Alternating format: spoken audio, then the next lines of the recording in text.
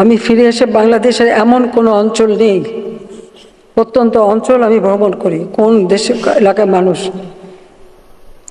যে দেশে বঙ্গবন্ধুর আমলে আমরা প্রবৃদ্ধি 9 ভাগ পর্যন্ত অর্জন করেছিলাম, মাথাপিছু আয় মাত্র 54 মার্কিন ডলার থেকে 277 মার্কিন ডলার উন্নীত করেছিলাম, সেই দেশ আবার পিছনে পড়েছিল। আবার হাহাকার, দুর্ভিক্ষ প্রতিনিয়ত দেখেছি।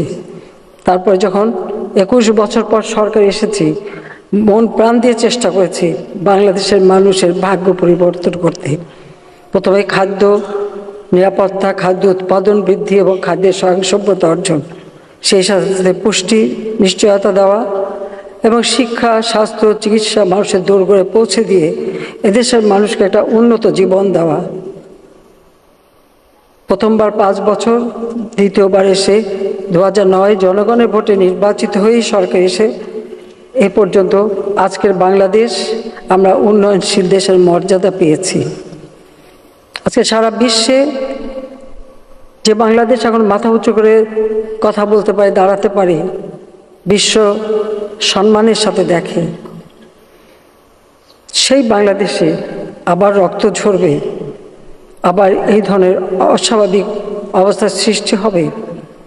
আর মানুষের সেবা করবার জন্য যে সকল প্রতিষ্ঠান যেখান থেকে মানুষ সেবা পায়, সেই দুর্যোগ মোকাবেলায় বিশ্বে আমরা এখন রোল মডেল, উন্নয়নের রোল মডেল। প্রতিটি প্রতিষ্ঠান অগ্নিসংযোগ, আর সেই সাথে সাথে মানুষের জীবন নেওয়া এবং বিভিন্ন শ্রেণী পেশার আইন শৃঙ্খলা রক্ষাকারী সংস্থা থেকে শুরু করে ছোট শিশুটি, কেন এই রক্ত ছড়া? আজকে যাদের আমরা হারিয়েছি, আমি তাদের আত্মার মাগফিরাত কামনা করি। আর যারা আপনজন হারিয়েছে তাদের প্রতি আমার সহমর্মিতা জানাই। কারণ আমি নিজে দেখেছি, এখনো বহু, এমনকি কালকে একটা ছোট শিশুকে পর্যন্ত দেখলাম। এটা অত্যন্ত কষ্টকর। আমি জানি না অপরাধটা কি ছিল আমাদের,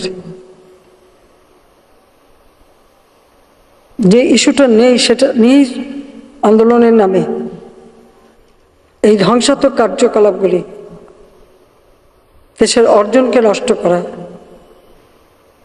আন্তর্জাতিকভাবে বাংলাদেশের ভাবমূর্তি নষ্ট করা, কে কি অর্জন করলো সেটাই আমার প্রশ্ন।